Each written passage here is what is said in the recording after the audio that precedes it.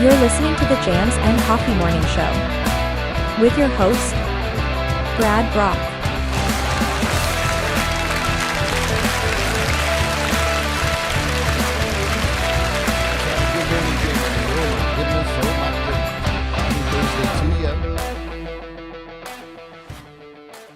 Day after Wednesday is always a rough one for me.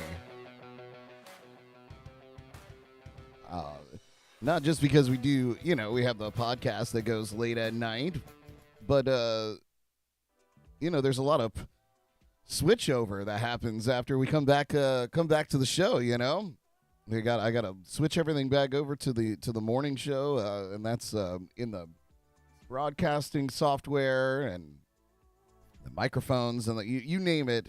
And, of course, I don't do it the night before because we, after the show, the podcast ends, we rage on into the wee hours of the morning, obviously. If you're listening to Jams and Coffee, I am Brad Brock, and thank you for joining me here live on YouTube or Facebook. If you're watching on Facebook, come over to YouTube. It's better. We have a good time. And if you're driving, consider grabbing the LIVE365 app. It's free from your app store. Once you get in there, you just search for JNC Radio, and you can put us on Bluetooth right into your car, and it's just like you're listening to the regular radio. How about that?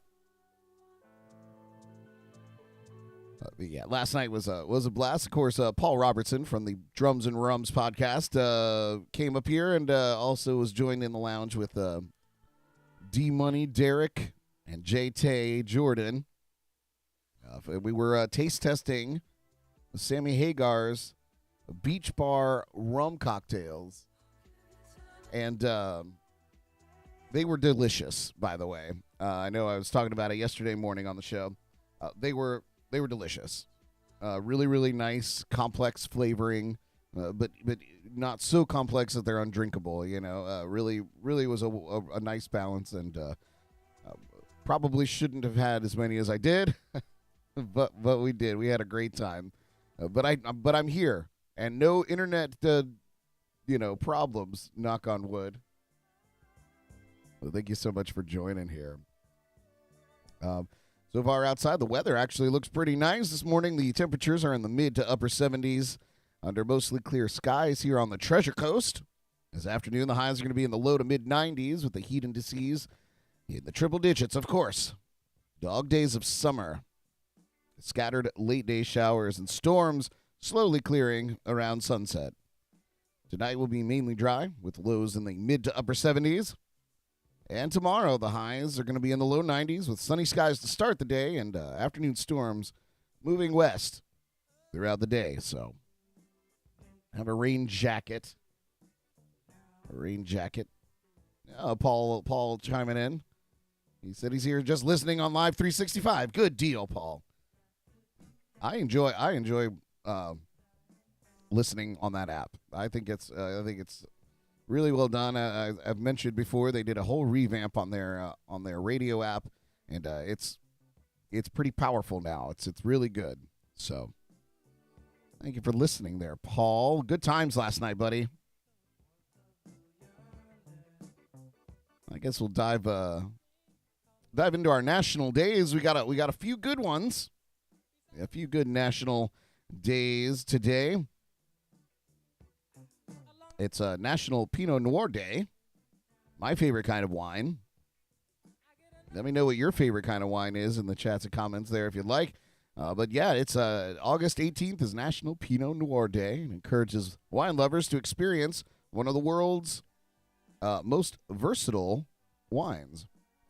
Since Pinot Noir's high acidity, along with the lower tannins, it complements food nicely.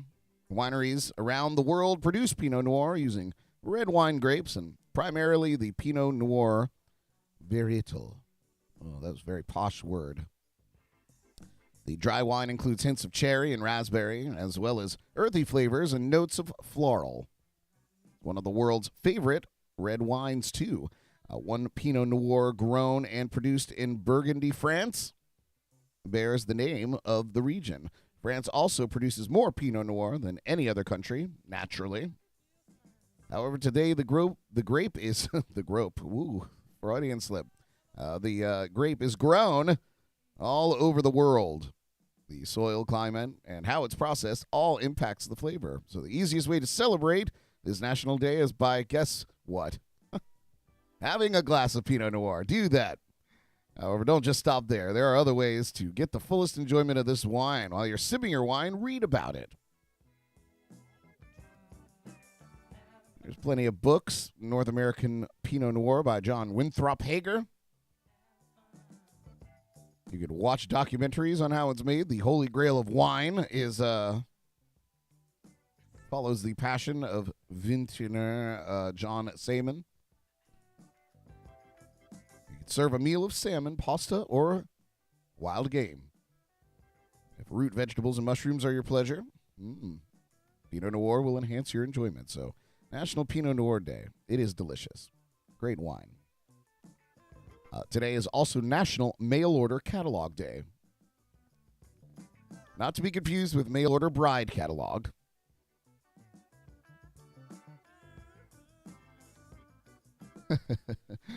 Philip says, don't hate on the box wine drinkers.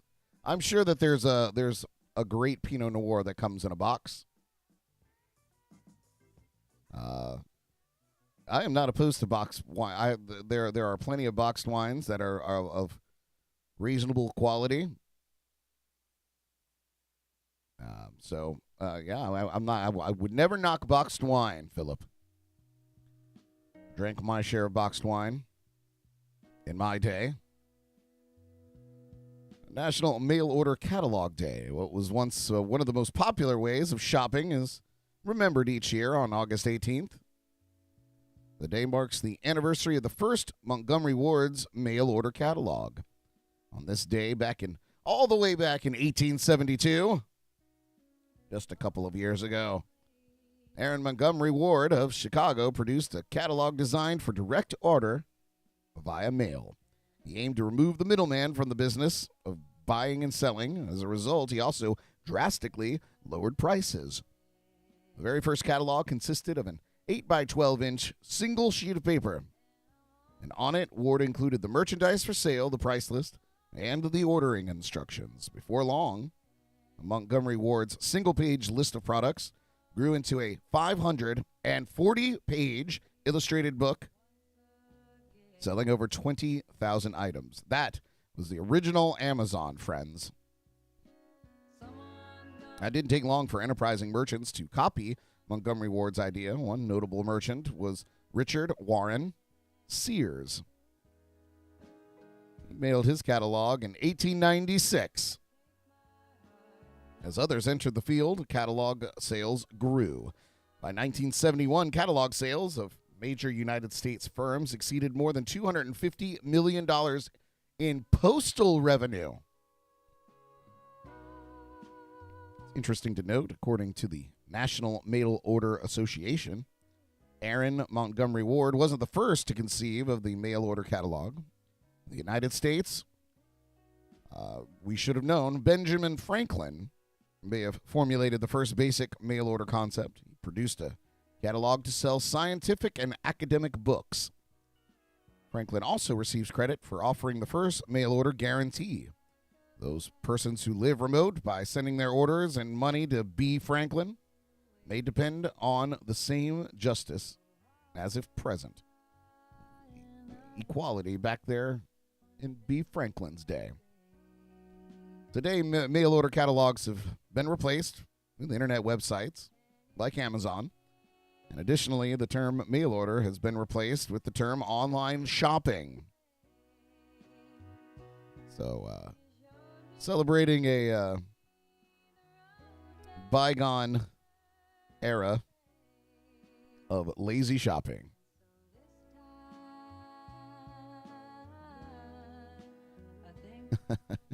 Yeah, Philip said he misses catalogs. J.C. Whitney used to be a favorite for timeout downloads. It's it was always nice to flip through catalogs, but I will say that it's much nicer to find exactly what I'm looking for very quickly on the internet. It's wonderful and magical, really. Wonderful and magical. What else is on this list today? It's National Ice Cream Pie Day. Oh, gosh.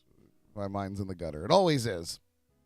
National Ice Cream Pie Day is observed annually on August 18th. This is the second ice cream holiday in August, and it honors a refreshing frozen dessert that comes in many delicious flavors. Now, first came putting ice cream on pies. The natural step in the evolution of it would be making ice cream pies, or ice cream into pies, sure. All the flavors available, our options are unlimited. Plus, when we figure in the types of crusts to make with ice cream pie, the concept is beyond delightful.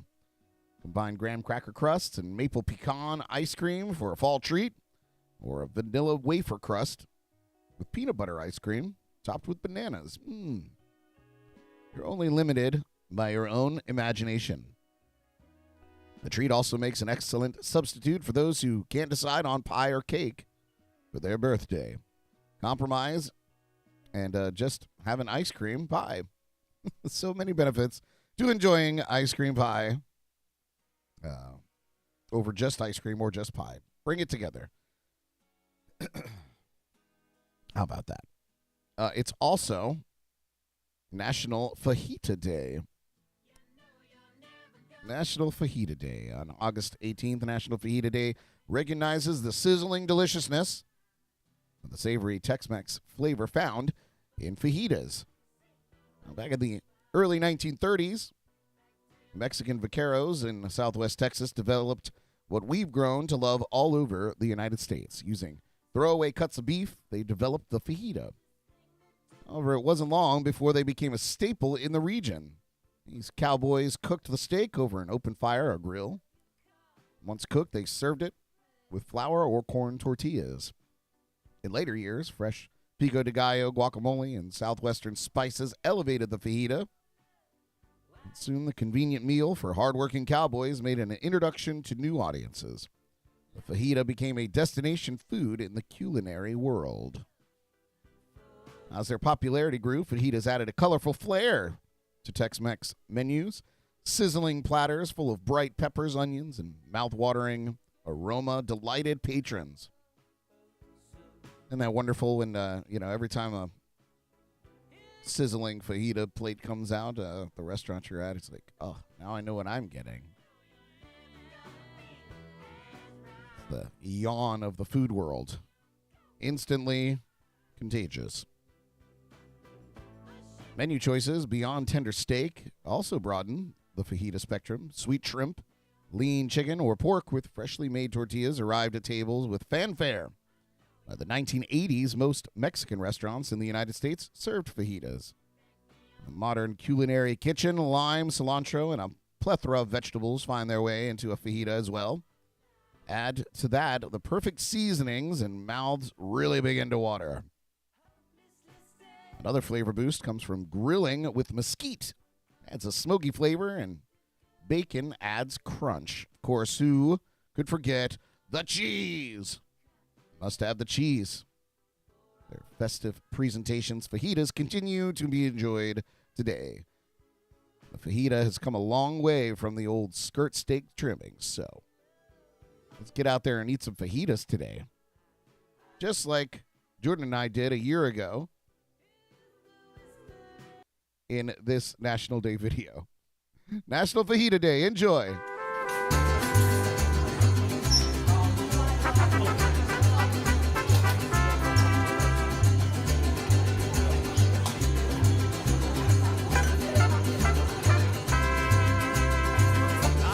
Are we all set to order? Yes, I'll have the all-you-can-eat fajitas. And I'll have a chicken Caesar salad. All right, I'll have that coming right up for you. That guy could be my twin. I have something very important to talk to you about. Here we go. Thank you. What were you saying? I've been thinking long and hard about this. More fajitas, miss? Oh, thank you. What? I can't hear you. I just wanted to say, how about we just have some ice cream instead?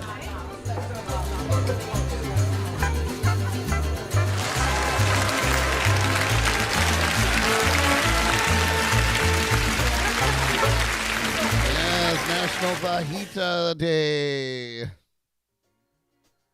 Oh yeah, that was a year ago, man. I love Thursdays are great because we've like flipped a day or moved a day forward from last year. So like all these national days that we did the videos for last year are now falling on Thursdays. So I get to share them with you guys in the morning on Thursdays. Yeah, fried ice cream. God, they'll fry anything, won't they? It's delicious. Here in the South Florida area, we have Duffy's Sports Grill. And I don't know if they still do, but they used to. They used to have a fried cheesecake. And guys, when I tell you, man, it's one of the most decadent things that you can eat. Really, really just indulgent. And I did indulge, as we can see here. But hey, I'll stay in shape as long as round remains a shape. Ah. Take that joke. Paul says, I heard that place closed down. Yes. Yep. There really wasn't a whole lot of people in there, were there? In that restaurant. It sounded like there were. Oh, yes. The wonders of green screen filming. I felt like I was filming a Star Wars movie. It was wonderful. Wonderful, wonderful. Well, guys, we got a lot to get to. Got some great stories. Got some interesting local news. And we're going to jump into our very first musical break. And when we come back, we'll talk about that. Also, we got some more stuff going on with the sun. Truly are at the end of days, folks. Truly. Here's one from Allegra Miles. Thanks for tuning in to Jams and Coffee. We'll be right back.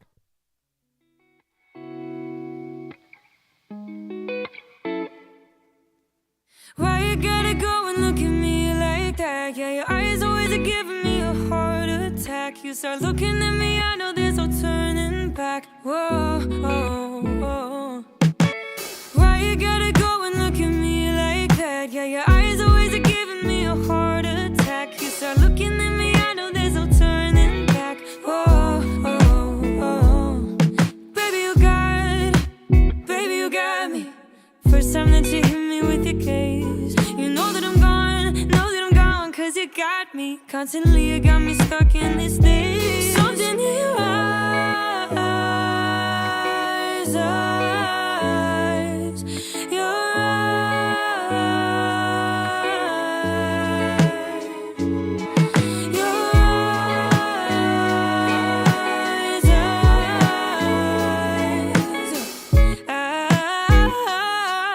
oh. Why you gotta go and look at me like that? Yeah, your eyes always are giving me a heart attack. You start looking at me, I know there's no turning back. Whoa, oh, oh.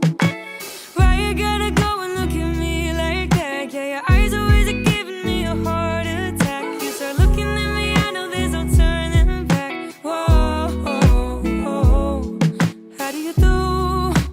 How do you do these things? You found your way deep inside of my soul. The way there's a move, oh, it's so healing. You got this way of making me whole. Something in your eyes, your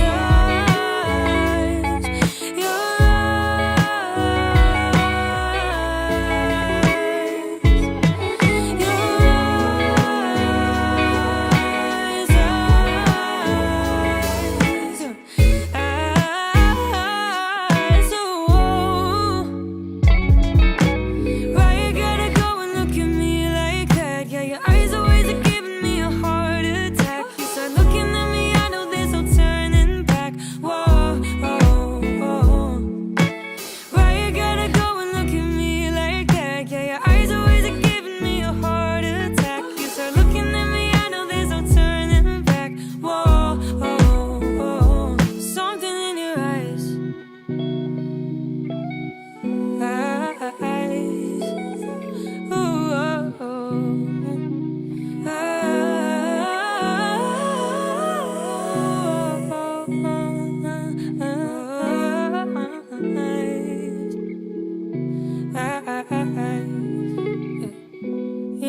your eyes.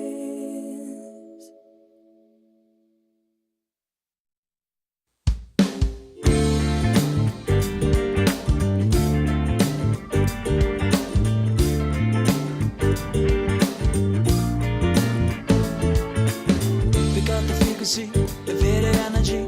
Ask no question, let the rhythm be the remedy. Can't silence me, can't silence my enemies. Who's meant to be will always be. This is your destiny. They can't stop us now. No, no, no, they can't stop us now. No, no, no, they can't stop us now. Nah, nah, no, nah, nah, no. Cause I've been singing it like a la ba ba la ba. Singing it like a la ba ba la ba. Singing it like a la ba ba la ba. Oh no, oh no.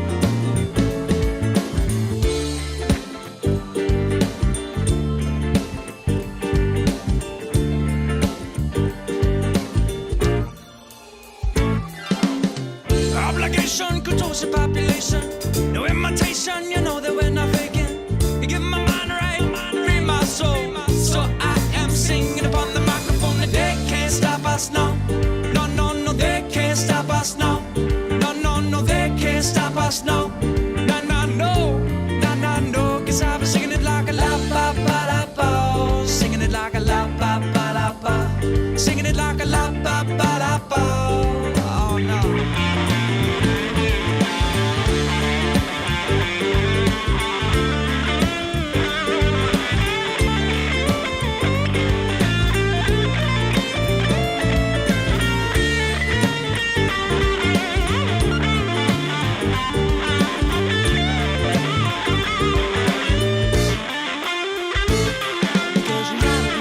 Dreaming clear but fast, some reasons spitting verses through the mind like it's my purpose. Never perfect, open the curtain, call the masses. Use your imagination and imagine a nation singing. They can't stop us, no. No, no, no, they can't stop us, no. No, no, no, they can't stop us, no. No, no, no, no, no, no. Cause I've been singing it like a la ba ba la ba. Singing it like a la ba ba la ba. Singing it like a la ba ba la ba. Oh no, oh no. Stop us now. No, no, no, they can't stop us now. No, no, no, they can't stop us now. No, no, no, no, no, no. Cause I've been singing it like a la ba ba la ba. Singing it like a la ba ba la ba. Singing it like a la ba ba la ba. Oh no. La ba ba la ba. La ba ba la ba. La ba ba la ba.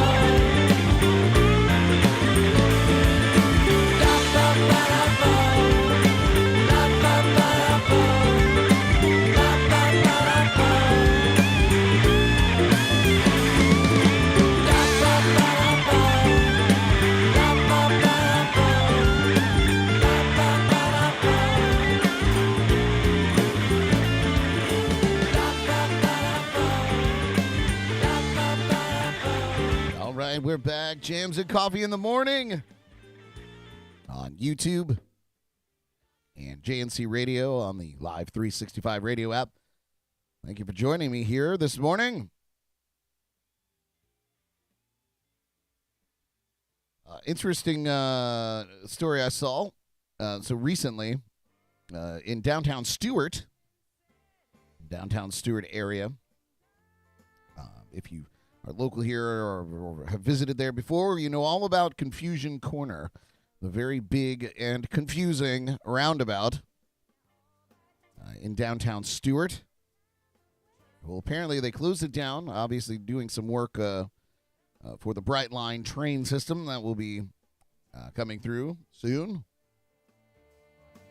But they also did some work on the actual Confusion Corner itself. One of downtown Stewart's most popular attractions is finally back in motion and with a new look. Business owner Manuela Bentley said it was a huge relief. Great, great relief. It's known as Confusion Corner, a unique set of crossroads where 8 streets come together to form one of the most confusing intersections in the entire country. Some people call it a rotary, some people call it a roundabout, and I think most people get the Confusion Corner thing, said Patty O'Connell, owner of Gumbo Limbo Gift Shop. About 3 weeks ago, the iconic landmark closed because of Brightline's expansion project. As I mentioned, the closure not only caused headaches for drivers, but also impacted some bottom lines. Definitely saw a lot of people avoiding downtown, said Bentley, owner of Simple Pleasures Bath and Body. She said she saw a dip in sales of at least 20% because of the closure. She said there was very little foot traffic with Confusion Corner closed just because everyone in Stewart and the surrounding areas viewed it as so difficult to access. Gumbo Limbo also felt the costly impacts. O'Connell said that's like the central hub, so to close it was tough. The detours were not easy. Now with things back to normal, of course, and some new signs and new pavement markings, both owners are looking forward to rebounding, especially with their season right around the corner. Bentley said the marking on the road will hopefully make Confusion Corner a little less confusing.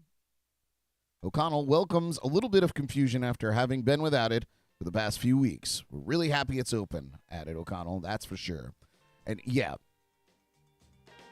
it's as soon as I saw that, and I've been working in downtown Stewart for years now, and when I saw that it was closed, I was like, well, this is not going to bode well for the businesses in this in the historic downtown area, because there's plenty of ways to get there, but you're going well out of the way to make it work. And thankfully I know most of the back ways into downtown Stewart, so it wasn't a huge thing for me. Now, the first time I tried to go down there, I didn't realize that it was closed. So I went all the way down and then had to make some crazy turns and get out of there and then find another way in to downtown Stewart. The most obvious way, obviously, is to go just down and over the tracks and get right into downtown coming up Osceola. But that puts you right in the little tiny 2-lane street that takes you down historic downtown.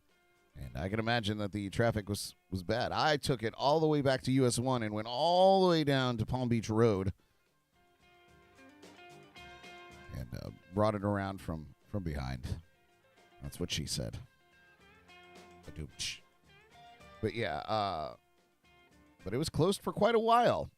And I did hear some rumblings that the people were suffering some losses in sales because of it. But it is open now and apparently easier to navigate, which for the locals may make it more difficult to navigate. So just be careful going down to downtown Stewart and going through Confusion Corner. Just pay attention. Speaking of dropping profits and sales, maybe not sales, but dropping profits, that's for sure. Target released their quarterly earnings report, and it surprised investors on Wall Street on Wednesday, who saw data showing that the popular U.S. retailer saw profits plunge nearly 90% as the company tried to offload piled-up inventory amid red-hot rising inflation while facing wary U.S. shoppers. Executives said their actions have been necessary, albeit tough, to put the company in a stronger position for the remainder of the year, reported by the New York Times. Net profits for the company nosedived to $183 million during a 3-month window ending on July 30th, shocking Wall Street despite previous warnings that the company had overordered, creating an excess inventory environment that executives had to find a way to sell. Yes. Wall Street investors, they don't care how you do it. It's just how much money are they making. So, interesting, this story tells how, these investors, they literally only care about their bottom line. They don't care that there's a pile up of merchandise that needs to go so that new merchandise can be in its place, relevant to the season, I suppose. No. They're just mad that their portfolio took a hit. Target was bloated with $15.3 billion, billion with a B, in inventory, which was a 36% increase from the year before. Brian Cornell, the CEO of Target, told investors on a Wednesday call that the environment for retailers like his company remains, quote, challenging. However, he reassured the company, though, is witnessing an encouraging start to the back-to-school shopping period. Christina Hennington, Target's chief growth officer, said she was encouraged by how gas prices in the U.S. have decreased a bit. She said that the company hears from customers who say they still have spending power, but they're increasingly feeling the impact of inflation. Issues like these appears to be affecting retailers like Target more, while rival Walmart still gains a greater market share to shoppers buying essentials like groceries. Target still focuses more on items that are more discretionary. Well, there you go. You're looking for a deal, this is probably the time to go shopping at Target. You know, it's funny. I've never been a Target shopper. I don't know what the stigma is. I don't know what kept me away from Target, per se. I enjoy their products. I think the stuff in there is nice. But it was just always, I feel like it was always inconvenient. I feel like shopping at a brick-and-mortar store is inconvenient, especially like a big box store. But Target was always just so out of reach for me. It was always just a little too far away, and so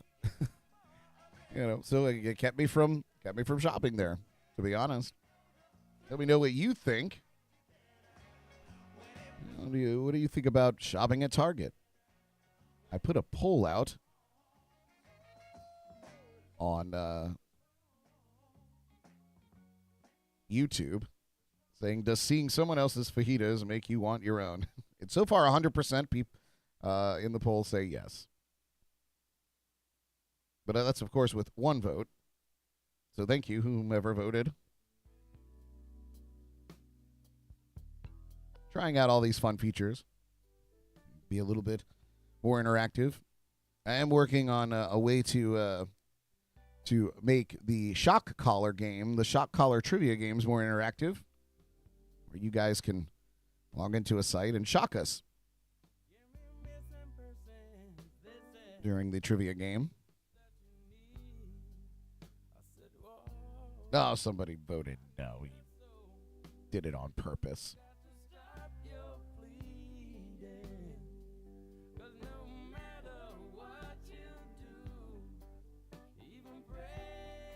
I'm going to take another quick musical break. When I come back, I'm going to talk about the cannibal coronal mass ejection from dark plasma plume. And it's slamming into Earth today. The sun doing weird stuff again. The peak of its activity time, I suppose. So be sure to get your science caps on. You're listening to Jams and Coffee in the Morning. We'll be right back.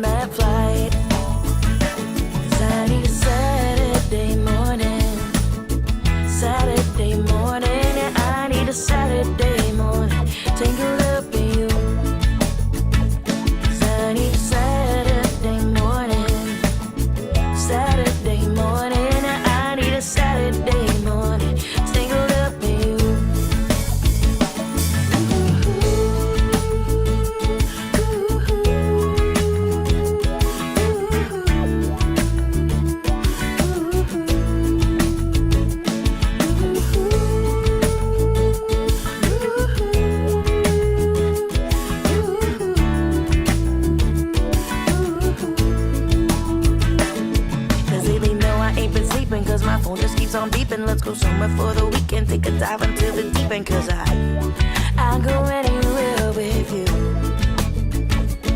So baby, tell me what you need. You ain't gotta say please. Just get underneath these covers and I'll roll us up some trees and wait. We could stay right here all day. 'Cause I need a Saturday morning. Saturday morning. I need a Saturday morning. Tangled up in you. 'Cause I need a Saturday morning. Saturday morning. I need a Saturday morning. Tangled up in you.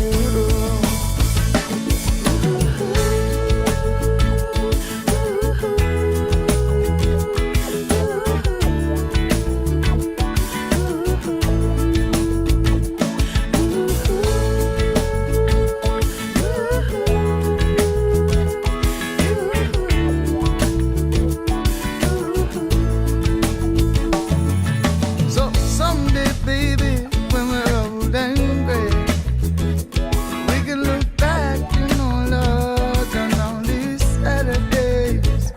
Think about the fun we had. Oh, you know, sweet lovers, I'm so glad we had so many Saturdays in love. 'Cause it's you, oh, you know it's you, girl, that I always be thankful to. Oh, it's you, oh, it's you. When I spend my life, ooh, with you.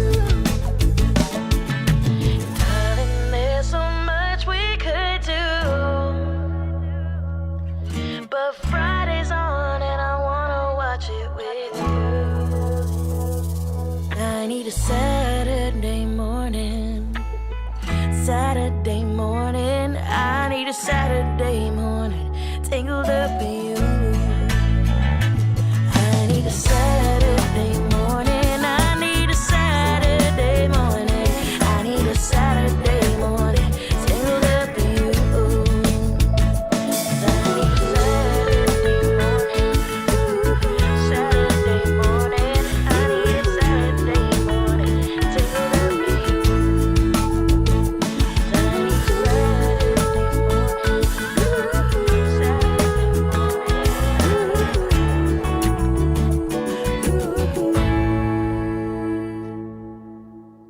All right, we are back. You're listening to Jams and Coffee in the Morning.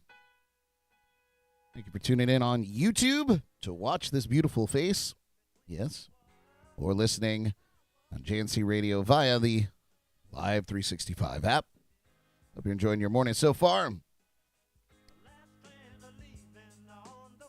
Listen, guys. The sun is at it again. Prepare to nerd out just a little bit. Wrap your head around this, what seems I can only categorize as a science fiction truth. But a plume of dark plasma hurled from the sun will be engulfed to form a cannibal coronal mass ejection, which will sideswipe the Earth today, causing a strong G3 geomagnetic storm. The dark plasma explosion was first spotted by solar observers on Sunday, August 14th, if you're following along, as it erupted from a sunspot on the sun's surface at a speed of roughly 1.3 million miles per hour, tearing through the sun's atmosphere, creating a coronal mass ejection, or a CME, as I'm going to be calling it moving forward. Explosive jets of solar material. Then, on Monday, another CME created by the collapse of a gigantic magnetic filament was launched from the sun. Now, sunspots are areas on the sun's surface where powerful magnetic fields created by the flow of electrical charges knot into kinks before suddenly snapping. The resulting release of energy launches bursts of radiation called solar flares, or plumes of solar material called coronal mass ejections. CMEs can also be launched by the collapse of unstable solar filaments, which are huge suspended tubes of electrified gas or plasma. and they worm their way through the sun's atmosphere according to the whims of the star's magnetic field.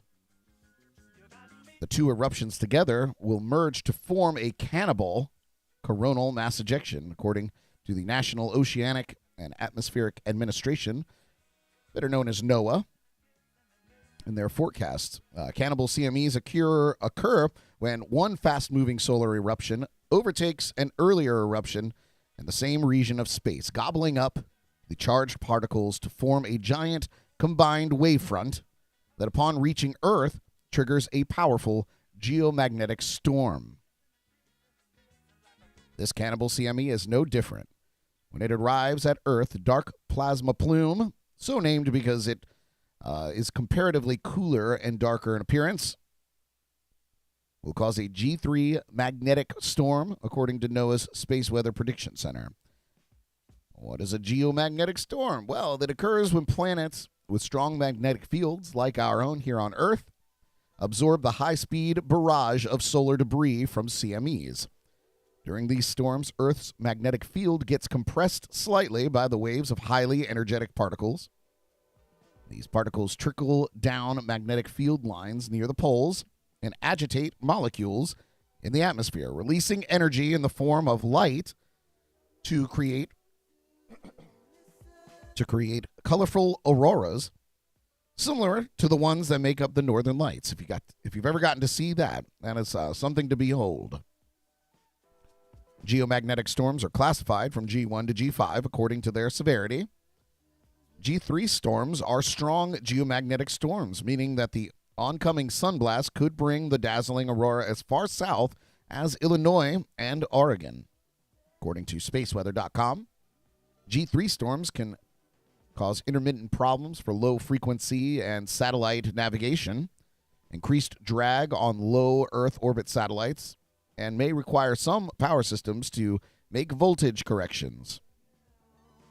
More extreme geomagnetic storms can disrupt our planet's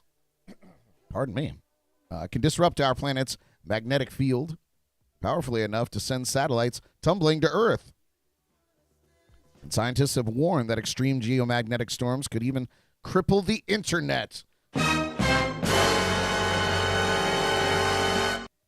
My God. Aaron on YouTube says the sun is a bitch every day, isn't it? I feel like, since we've started doing this morning show, there have been it's been sun story after sun story, doing weird stuff up there. Philip said there's a YouTube channel that live streams the Northern Lights during their peak time. Interesting. I'll have to find that. If you have the link, you can throw that up there, Philip. This storm that's coming today, as the sun ramps up into its most active phase of its roughly 11-year-long solar cycle. Astronomers have known since 1775 that solar activity rises and falls in cycles, but recently the sun has been more active than expected, with nearly double the sunspot appearances predicted by NOAA. Scientists anticipate that the sun's activity will steadily climb for the next few years, reaching an overall maximum in 2025 before decreasing again. A paper published July 20th in the journal Astronomy and Astrophysics proposed a new model for the sun's activity by separately counting sunspots in each hemisphere. A method the paper's researchers argue could be used to make more accurate solar forecasts. Scientists think the largest solar storm ever witnessed during contemporary history was way back in 1859, the year of my birth. It was the Carrington event, which released roughly the same energy as 10 billion with a B, 1 megaton atomic bombs. After slamming into Earth, the powerful stream of solar particles fried telegraph systems all over the world and caused auroras brighter than the light of the full moon to appear as far south as the Caribbean. If a similar event were to happen today, scientists warn, it would cause trillions of dollars in damage and trigger widespread blackouts, much like the 1989 solar storm that released a billion-ton plume of gas and caused a blackout across the entire Canadian province of Quebec. So, that doesn't sound fun. That sounds horrendous. But yeah, the sun is out there doing a thing, and they're saying that for the next few years, it's going to keep getting more active before it finally tapers off there in 2025. It's a lot of things that a lot of stuff that we don't know. But they're out there watching it, which is good. Anybody fans of Stranger Things out there, or just a fan of the 80s in general? Well, it seems that 80s nostalgia is brimming at the top here for everybody these days. And now you can live your 80s vintage dream.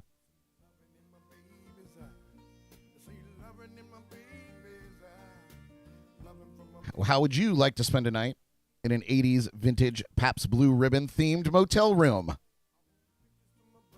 Well, part of Pabst Blue Ribbon's resurgence as a hipster brew of choice in recent years, a certain blue-collar Americana 80s nostalgia, if you will. You may not have lived through that chapter in the beer brand's history. No matter. Now you could be transported back in time and fully immerse yourself in that era with an overnight stay at a Pabst Blue Ribbon-themed motel and a nod towards the vintage ad campaign, the belovedly basic beer brand calling it Pabst the Place. I'm going to throw up some images of this motel. You can feast your eyes on that if you're watching. As I read the rest of this, PBR is partnered with the Grand Traverse Motel, a historic roadside motel in Traverse City, Michigan, to offer retro beer-loving vacationers an immersive experience in 3 rooms distinctly and elaborately appointed in accordance with different PBR themes. The arcade room features working classic 80s arcade games and a king-size bed that also functions as a Pop-A-Shot machine with 2 basketball hoops built right into the towering wraparound headboard. Check that out. Designed for the kid at heart who is old enough to legally drink. The room promises to fulfill your childhood dream of having a sleepover at the arcade, according to the official description on the Pabst the Place booking site. There's also the dive bar room there. Meanwhile, this is meant to transport overnight guests into a classic hole-in-the-wall bar, but with a king-size bed, as well as cleaner bathrooms, PBR says. It features kitschy decor, a glowing Pabst-branded jukebox, a bar area with stools, a lot of Pabst memorabilia trumpeting your favorite no-frills beer.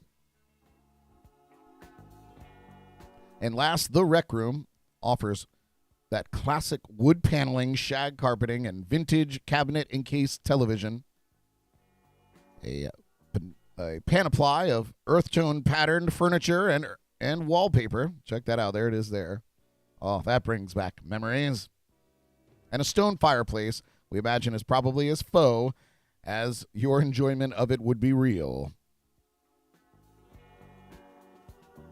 Extra props to the decorators of this room, particularly for the carpeted toilet seat and the tank covers. Really not pictured, but a nice touch. It comes complete with board games, a foosball table, and a queen-size bed, masquerading as a pull-out sofa. Now, this room will transport you back to your grandma's basement in a good way, the brand promises. The idea speaks to that special place PBR has in your heart and mind, a place that's indifferent to the passing of time, where the beer is cold and friendship is forever. And now is a place you can actually visit. This one-of-a-kind motel experience evokes the vibe of summers past and present. That's according to Rachel Keaton, the marketing director for PBR. Pabst is the place represents all the little things that make the brand what it is. The motel becomes the place, evoking that comfortable and timeless feeling of PBR for visitors to experience firsthand. The rooms, which quietly became available on August 1st for stays extending until the end of the month, could be reserved on the motel's website. As of press time, the dive bar room was all sold out, but a couple nights in the arcade room and the rec room were still available. So if you're ready to grab your overnight bag, hop into your vintage pickup truck or beat-up paneled station wagon and hightail it over for a stay at the motel, which is located just a block from Grand Traverse, West Bay, a popular summer beach destination. But you should probably book super fast, given PBR's place in the hearts of both oldsters and hipsters. The remaining available nights probably won't be available long. So I hope you enjoyed those photos. The wood paneling in that room, it is really tugs at my heartstring. The dive bar room looks pretty cool too. I'm not gonna lie, that's pretty dope. But the wood paneling room with the shag carpeting, that's super nostalgic. Aaron says he thinks he had that couch in his first apartment. The velour couch with the wood arms. Yeah, you can smell the cigarette smoke just looking at that photograph, can't you? Can't you? It's a really, really interesting concept. All that nostalgia stuff. We've talked about it on the Jams and Cocktails podcast. How nostalgia is really, really seeping into culture. You know, and it makes you think. You know, do we miss the old days, quote unquote, so much that we are recreating it? You know, maybe this is the first time that we've had the ability to authentically recreate some of these things from our childhood. Is the present so shit that we find ourselves longing for the past? Questions to ponder, I suppose. Is the future so bleak that we'd rather spend our time trying to get back to a more comfortable time? Allegedly. I can't imagine that we had any less problems back then. But at least those problems and tribulations are things that we've already overcome. So maybe there is comfort in knowing that those problems have long been solved. And then we could just sit and enjoy the shag carpet and the Atari and the velour couch with the wood arms. Yes, yes. And Jordan, if you're listening still, it's up there in Michigan. We can make a trip. Jordan, how far away from Troy is Traverse City? I'd like to know. Philip says just need some white patent leather shoes beside it to make the thing complete. Yes, I agree. Anybody still own white patent leather shoes? I don't know if I ever did, really. Oh. Well, you guys, we have some celebrity birthdays today. Some good ones. Turning a whopping 44 years old, comedian, actor, and musician who popularized Saturday Night Live's digital shorts, Andy Samberg, celebrating a birthday today. He was a cast member on Saturday Night Live from 2005 to 2012, and his comedy group, The Lonely Island, has released 3 successful comedy rap albums. He also stars on the comedy series Brooklyn Nine-Nine and voices the character of Jonathan in the Hotel Transylvania films. He's also the one that did the song I'm on a Boat. And various other really, really funny ones. Kind of a genius. Andy Samberg, happy birthday.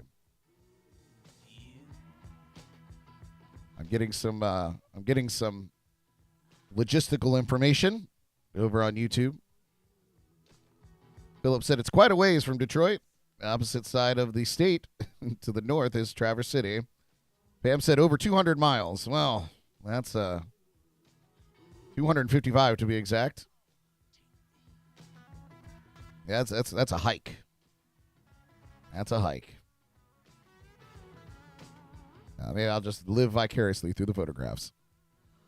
Patrick Swayze would have been celebrating a birthday today. Unfortunately, he passed away back in 2009 at 57 years old. He became a teen idol in the 1980s with roles in such films as The Outsiders, Dirty Dancing, and Red Dawn. In the 90s, he played lead roles in the films Ghost and Point Break. Sadly, he died of pancreatic cancer in 2009. So, happy birthday and the beyond, Patrick Swayze. Turning 53 years old today, actor Christian Slater, who's played leading roles in such films as The Legend of Billie Jean, Heathers, Robin Hood, Prince of Thieves, and True Romance, and so many more.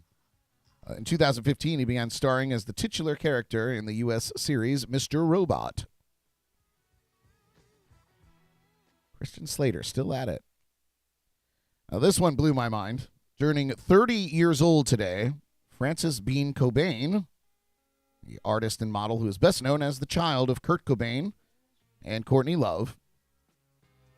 She was named after the Vaseline's guitarist Frances McKee. She's extremely popular on Instagram with over 1.5 million followers on her space _witch666 account. Frances Bean Cobain, turning 30. Dirty 30. Happy birthday, Frances. Also turning 53 today, Academy Award-winning actor Edward Norton. Of course, winning that award for Best Supporting Actor for his role in the 1996 film Primal Fear. And he also earned Academy Award nominations for his roles in American History X and Birdman. He also played starring roles in the films Fight Club, 25th Hour, The Illusionist, and The Score. Happy birthday, Edward Norton. And our granddaddy birthday here today. The man, the myth, the legend, Robert Redford, is turning 86 years old. Of course, the legendary actor and director who founded the Sundance Film Festival. He starred in such classics as All the President's Men, The Sting, and Butch Cassidy and the Sundance Kid. His directorial debut, Ordinary People, received the Academy Award for Best Picture and earned him the Academy Award for Best Director. Robert Redford, 86. Woo!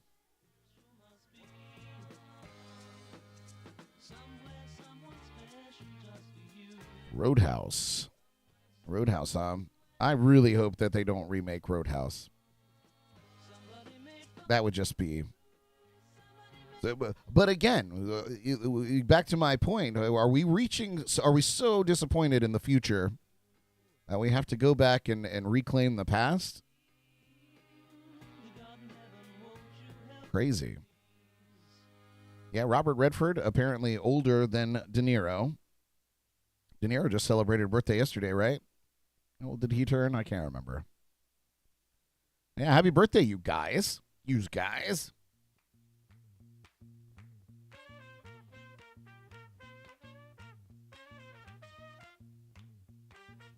One more story for you when I come back from the musical break, or as I like to call it, my coffee refill. But magical rocks have been found in England. I'll tell you more about it when we return. You're listening to Jams and Coffee in the Morning. Thank you for joining me. Enjoy this tune from Sandman Sleeps. We'll be right back.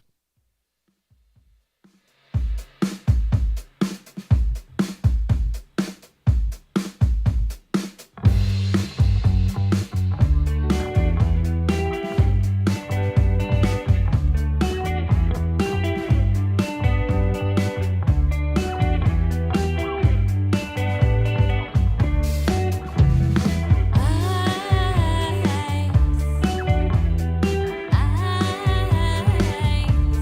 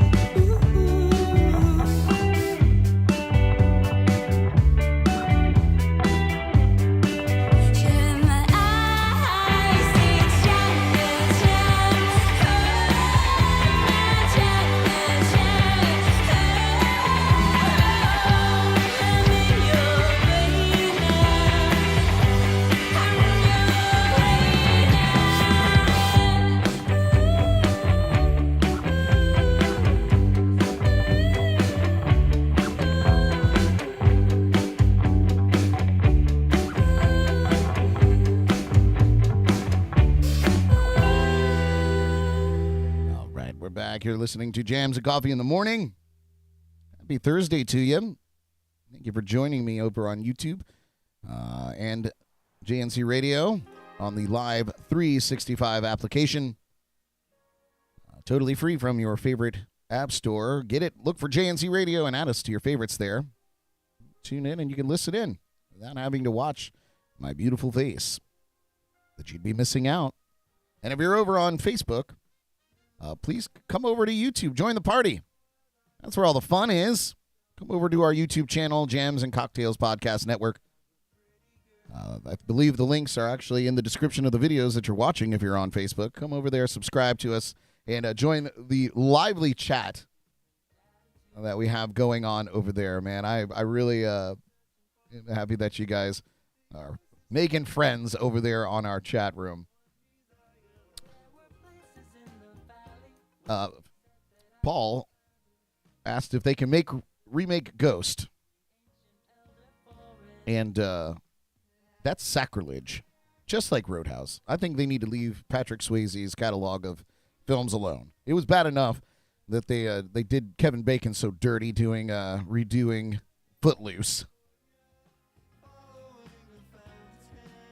And yeah, Philip said that it's 50-50 on the poll by seeing other people's fajitas.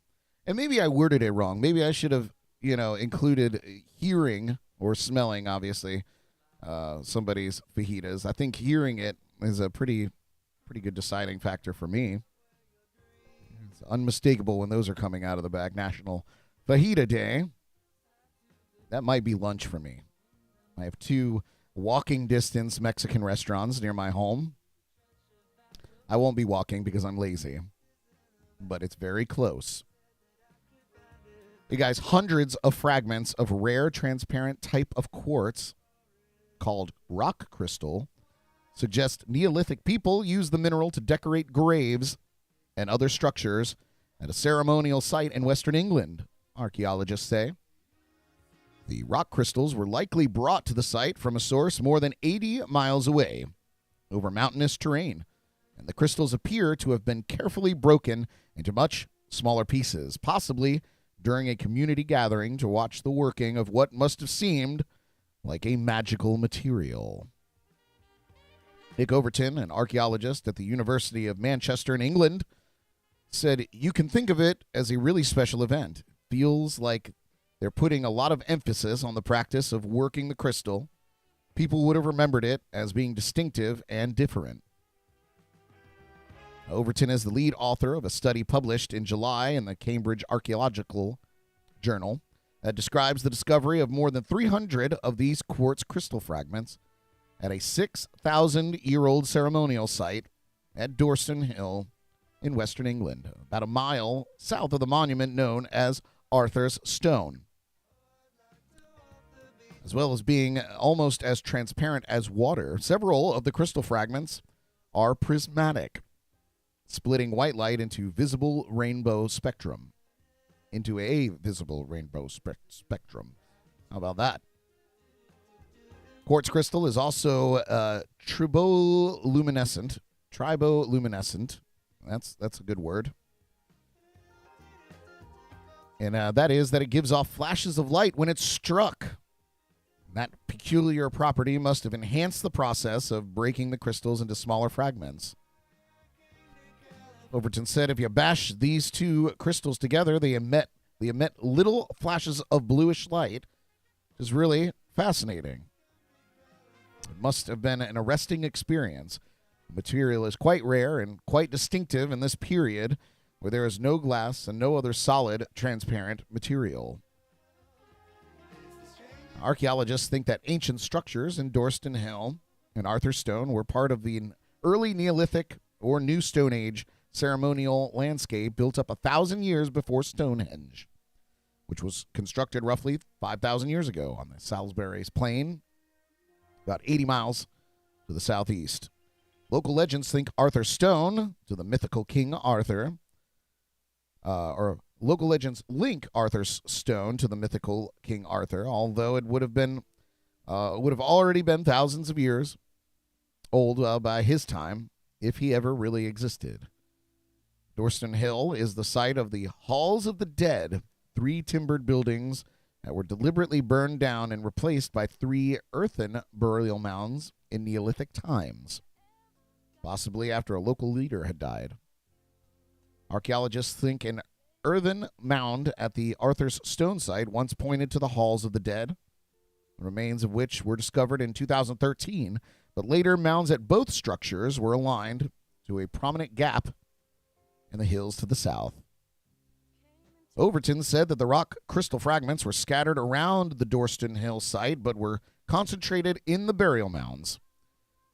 Some of the largest fragments seem to have been placed as grave goods inside the buried pits that also held cremated human bones. First piece of crystal that the modern excavators saw was mistaken for a piece of glass, but the team soon found many more that are still as transparent as the day they were made. Overton said it looked like glass, but then we noticed it was a different color. We started to think, blimey, maybe this is something else. It really got us in the mindset of looking for the stuff. Overton said there were no local sources of rock crystal, so it's likely that the transparent mineral originated at one of 2 sites known since Neolithic times, one in a cave in the mountains of Snowdonia, in the north of Wales, about 80 miles away, and one at St. David's Head, on the southwest coast of Wales, about 100 miles away. It seems that the mineral was transported to Durston Hill in the form of large crystals up to 4 inches long, possibly through the trading network that brought them from farther afield, he said. Analysis suggests that the large crystals were then expertly knapped with the techniques used for flint, deliberately broken into smaller pieces. But the resulting fragments were not formed into tools afterwards, he said. Rather, many of these very tiny chips were then collected and deposited at structures at the site, especially over the burial mounds. The largest piece they have is 34 millimeters in length. It gives the researchers an idea how big the original crystal must have been, which could help narrow down their origin. They also hope to conduct chemical tests of fragments that could reveal a geological signature of where they came from. The 337 fragments for Dorston Hill represent the largest collection of worked rock crystal pieces ever found in Britain and Ireland. Quartz rock crystal pieces have also been found at other Neolithic burial sites in Britain and Ireland, but they've mostly been overlooked before now. Overton said, I felt it was really important to point out just how wonderful and how interesting this material is, and it might help us think about other aspects of the Neolithic period, such as connections of trade or exchange, and also the way people think about and engage with materials. Well, there you go. Magic rocks. Modern day magic for the Neolithic period. What are we wowed about now? What wows us as the human race these days? You can let me know in the chats. What blows your mind? I can tell you one thing that blows my mind that really is like dark magic to me, and that, of course, is high-speed internet. A recent experience that I had, which was mind-blowing to me, was, we're all accustomed now to fairly high or fairly fast internet speeds, the things that used to take us quite a long time to do, downloading music or anything like that. Photographs even loading, can now be done in seconds. But what really blew my mind was my internet was down. Surprise, surprise! Here at the studio, and I had to go and I had to upload some fairly large files. So I called my brother, who lives around the corner from me, and asked if I could go and upload some stuff at his house. He said, "Sure, come on over." And I went, and what normally takes about 40 minutes to upload some of these files. Took about 40 seconds, and I thought it was a mistake, so I deleted the file and did it again with the same result. He kind of poked his head in, And he was like, fast, huh?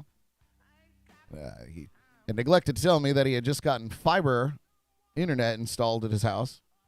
And when I say that these internet speeds are mind-blowing, I never truly felt like I was getting older until that moment when I realized that I was fascinated by technology, or just completely blown away by this upgrade in technology.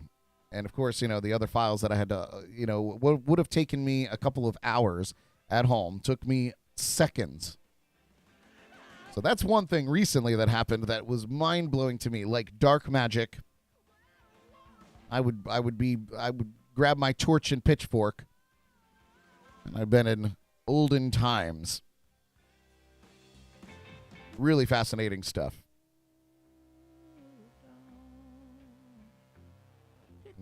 Paul said that Sammy's Beach Bar cocktails blow his mind. Yes, they were very good. If you guys like seltzers, definitely I would give them a try. They may not be your bag, but they were very good. Even Jordan approved, and she's a tough one to impress when it comes to seltzers. She likes what she likes, and that's that.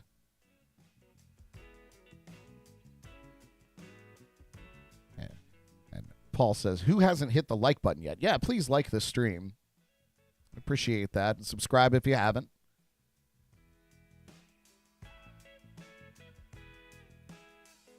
Yeah, Paul said I got fucked up. I was definitely feeling a little tipsy. That 5.5% alcohol, man. Like when you're drinking like the sweet, it's you lose track. Had a nice little buzz going. Then of course I had to wake up this morning. I was like, I hit the snooze button. No lie, I hit the snooze button a couple of times. But my commute is not very long, so I made it to work on time. I'm going to hit you with some shameless plugs before I let you get on with your wonderful lives out there. If you missed last night's podcast, I will be re-uploading the enhanced and shortened version of it, of course. A little bit more palatable than the live streams are because, we just take our time, and if something happens, we just, work through it. But I clean it up in the post, so that'll be happening. And then, of course, you'll be able to listen to it wherever you listen to podcasts. It was a very interesting show. We learned a little bit about Sammy Hagar's dive into the liquor world. We learned a little bit about rum, thanks to Paul.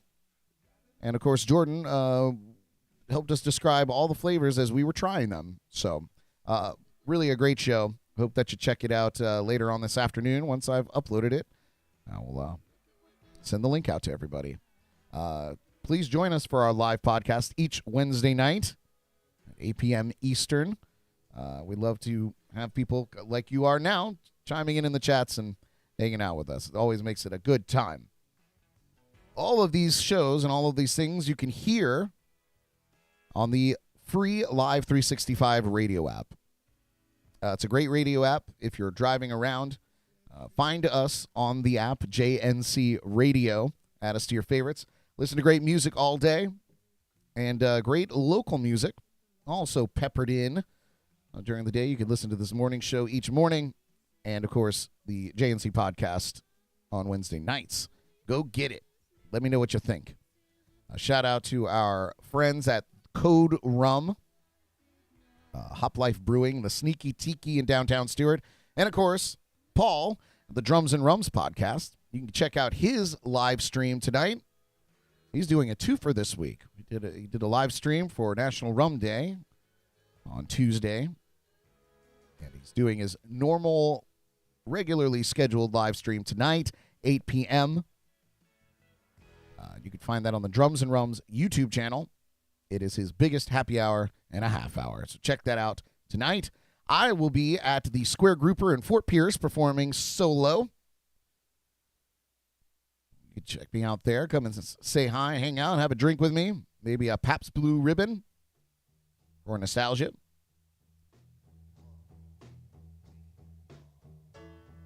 It's safe to announce the Pirate and Parrot Heads cruise, brought to you by Johnny Ringo from the Code Rum Company. That's happening in January, so we'll be talking more about that as details come up. But it's going to be a great time, and I'll be there. So will Jordan. So I'll post more information about that as it comes out. But yep, just wanted to mention I'm finally allowed to talk about it. So that's happening. Also, Mel Fisher Days is coming. I know I mentioned this yesterday, but I'm going to mention it again because you got to save the date. September 2nd through the 6th, down in Key West, is Mel Fisher's Day. Mel Fisher Days. And this year is special because it commemorates the 400th anniversary of the sinking of the Etosha, which is, of course, the motherlode treasure ship that Mel Fisher discovered back in 1985 with his golden crew.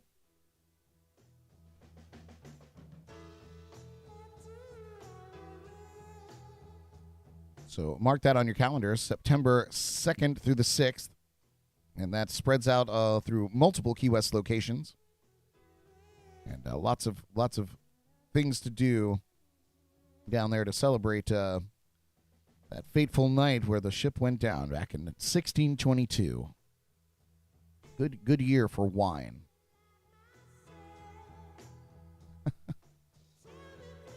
But yeah, and most importantly, please subscribe to our YouTube channel and hit the little bell next to it so you can see notifications when we're going live or bringing up new content. Super, super important, really, for the algorithm to send more people our way, for you to harass in the chats and comments.